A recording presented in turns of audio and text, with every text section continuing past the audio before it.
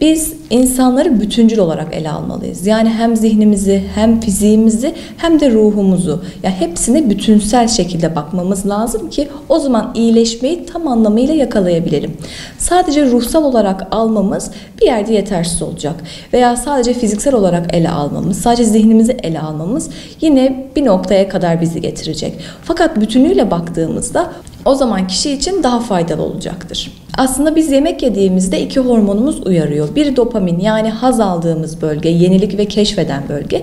Diğeri de oksitosin bölgesi. Bu da güvenli alanımızın olduğu, bağ kurmak istediğimiz alanımız oluyor.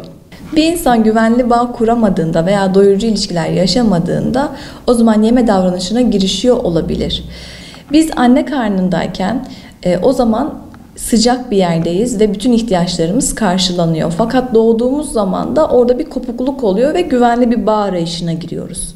Psikolojiye göre de biz bunu oral yemelerle karşılaştırabiliriz. Mesela madde kullanımları, işte sigara kullanımı veya işte tırnak yeme, parmak emme gibi davranışlar yine bize yeme yoluyla rahatlamayı, bağ kurabilmeyi hatırlatıyor.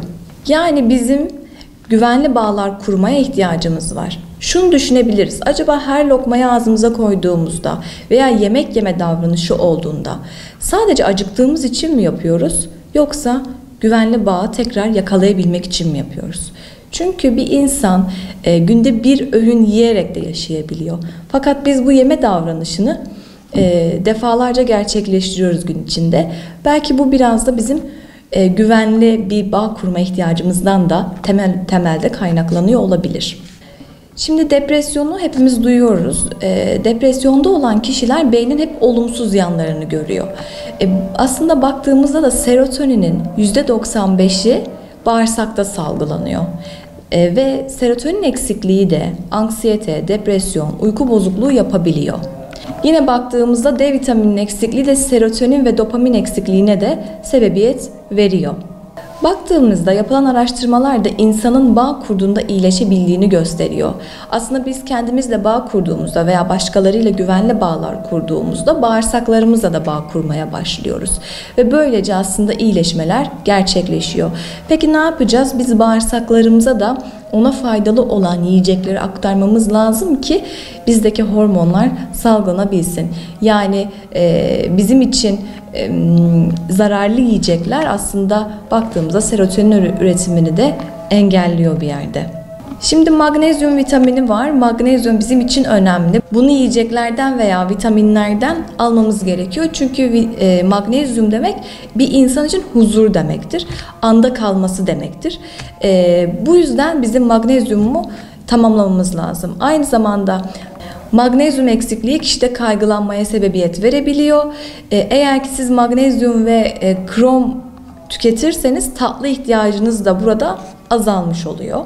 Bir de yapılan araştırmalar bize şunu gösteriyor. Bence önemli bir araştırma. Un ve şekeri sürekli tüketen insanlar öfkesine hakim olmakta zorlanabiliyor. Çünkü bir süre sonra bunları tüketmeye çok alıştığımız için aynı hazzı ilk defa yediğimiz gibi vermediği için de bizler sürekli bu duruma öfkeleniyoruz. Aynı hazzı alamadığımız için öfke daha çok gelebiliyor. Bizim için şu çok önemli. Kiminle nasıl yediğimiz.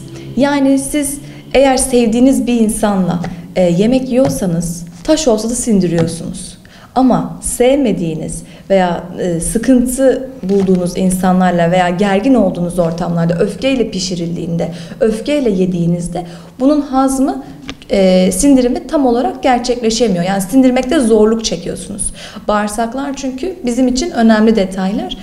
Bazı araştırmalarda ikinci beynimizin olduğu da söyleniyor bağırsaklarımızın.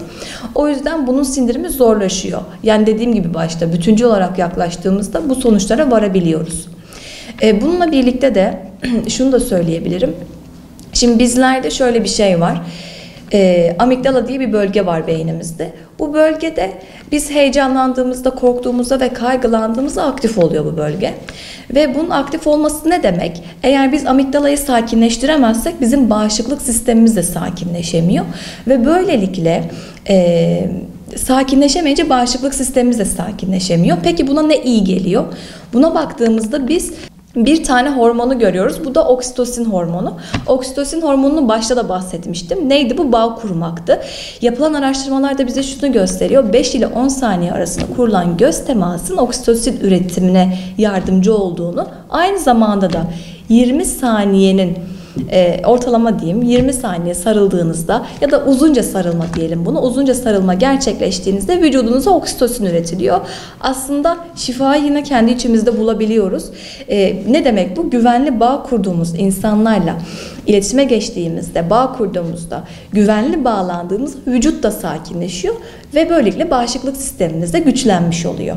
Bizim için şu çok önemli. Kiminle nasıl yediğimiz. Yani siz eğer sevdiğiniz bir insanla yemek yiyorsanız taş olsa da sindiriyorsunuz. Ama sevmediğiniz veya sıkıntı bulduğunuz insanlarla veya gergin olduğunuz ortamlarda öfkeyle pişirildiğinde, öfkeyle yediğinizde bunun hazmı, sindirimi tam olarak gerçekleşemiyor. Yani sindirmekte zorluk çekiyorsunuz. Bağırsaklar çünkü bizim için önemli detaylar. Bazı araştırmalarda ikinci beynimizin olduğu da söyleniyor bağırsaklarımızın. O yüzden bunun sindirimi zorlaşıyor. Yani dediğim gibi başta bütüncül olarak yaklaştığımızda bu sonuçlara varabiliyoruz. Bununla birlikte de şunu da söyleyebilirim. Şimdi bizlerde şöyle bir şey var.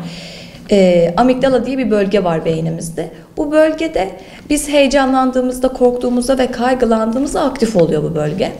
Ve bunun aktif olması ne demek? Eğer biz amigdalayı sakinleştiremezsek bizim bağışıklık sistemimiz de sakinleşemiyor. Ve böylelikle sakinleşemeyince bağışıklık sistemimiz de sakinleşemiyor. Peki buna ne iyi geliyor? Buna baktığımızda biz bir tane hormonu görüyoruz. Bu da oksitosin hormonu. Oksitosin hormonunu başta da bahsetmiştim. Neydi bu? Bağ kurmaktı. Yapılan araştırmalarda bize şunu gösteriyor. 5 ile 10 saniye arasında kurulan göz temasının oksitosin üretimine yardımcı olduğunu, aynı zamanda da 20 saniyenin ortalama diyeyim 20 saniye sarıldığınızda ya da uzunca sarılma diyelim bunu. Uzunca sarılma gerçekleştiğinizde vücudunuza oksitosin üretiliyor. Aslında şifayı yine kendi içimizde bulabiliyoruz. Ne demek bu? Güvenli bağ kurduğumuz insanlarla iletişime geçtiğimizde, bağ kurduğumuzda, güvenli bağlandığımız vücut da sakinleşiyor ve böylelikle bağışıklık sistemimiz de güçlenmiş oluyor. Zerdeçal bizim duygu durumumuzu iyileştirmede etkisi var. Serotonin ve dopamini üretmemizde yardımcı oluyor. Motivasyonu sağlayıcı etkileri var. Ve günlük 12 grama kullanımı da uygun bulunuyor.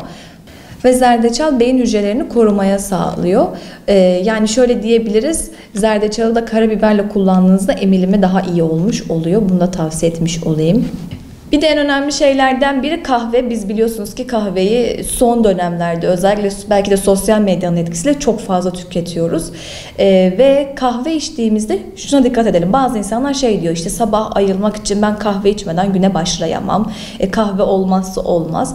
Burada yapılan araştırmalar bize 9'dan önce kahve içmememizi söylüyor. Hatta şöyle diyeyim, uyanır uyanmaz kahve içmek bizim için uygun olmuyor.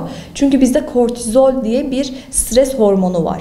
Bu stres hormonu bize güne daha iyi başlamamız için, daha enerjik başlamamız için herkeste sabah salgılanan bir hormon. Aslında gerekli bir şey şu anda. Ve biz baktığımızda kahve içtiğimizde bu kortizol düşüyor. Ve ne oluyor? Gün içinde çabuk yorulabiliyoruz. Böylece gün içinde daha erken yorulup bıkkın hissimiz artabiliyor. Buna da dikkat etmemiz gerekiyor. Bir diğer araştırma da gün içinde 2'den sonra kahve içmememizi tavsiye eder. Biraz da fiziksel aktivitelerden bahsedelim. Yani sporun etkisi nedir ruhsal sağlığımıza? Bu da önemli bir yer. Şimdi baktığımızda ormanda 2 saat yürümek bizim sistemimizi güçlendiriyor. Yani bağışıklık sistemimizi güçlendiriyor. Neden? Şimdi yapılan araştırmalar şunu söylüyor. Fitonsit diye bir madde var. Bu da ağaçlardan salgılanıyor. Aslında ağaçlar kendini korumak için bu maddeyi salgılıyor. Ama işte bunun bir faydası olacak ki insanlara. Siz ormanda 2 saat geçirdiğinizde bunu vücudunuza almaya başlıyorsunuz. Ve sizde bu bağışıklık sistemini güçlendirici etki oluşturuyor. Bu madde hem bağışıklık sistemimizi güçlendirirken hem de kortizolden bahsetmiştik, yani stres hormonumuzu düşürüyor ve kan basıncımızın da düşmesine sebebiyet veriyor. Yani yine 2 saat ormanda yürüyüşün size faydalarını görmüş oluyoruz. Tabii ki sadece orman değil, günlük 30 dakika yürümenin de etkisi var. Aslında yürüyüşün bütünüyle etkisi var. Ama baktığımızda araştırmalar bize şunu gösteriyor. 30 dakika yürüyünce bizim bedenimizde bazı hormonlar yine salınıyor. Aslında depresyon riskimiz azalıyor. Anksiyetemiz ve stresle başa çıkmamız yine artıyor. Bununla beraber zihinsel sağlığımız güçleniyor. Endorfin seviyemiz yükseliyor. Alzheimer riskimiz de düşüyor. Yani bize tamamıyla fayda sağlayan şey yürüyüş. Ben danışanlarıma da günlük 30 dakika yürümelerini tavsiye ediyorum. Çünkü depresyonda iyi gelen şeylerden biri. Anksiyete ve depresyon şu an günümüzde gördüğümüz sık rastladığımız rahatsızlıklardan. O yüzden bunlar iyi geliyor. Şimdi biliyorsunuz ki raket sporları var. Tenis, masa tenisi gibi spor çeşitleri. Şimdi bunun insanın ömrünü oynamayanlara göre uzattığı söyleniyor ve 90 bin kişi üzerinde de yapılan bir çalışma var baktığımızda. Peki neden böyle bir etkisi var? Araştırıldığında şunu görüyoruz. Koordinasyon yeteneğiniz artıyor. Koordinasyon yeteneğiniz artınca da beyincikleriniz aktive oluyor. Çalışmaya başlıyor %10'luk kısım. Bu da neredeyse nöronların yarısı eder. Ve yarısı çalıştığı an diğer yarı kalan da aktive oluyor.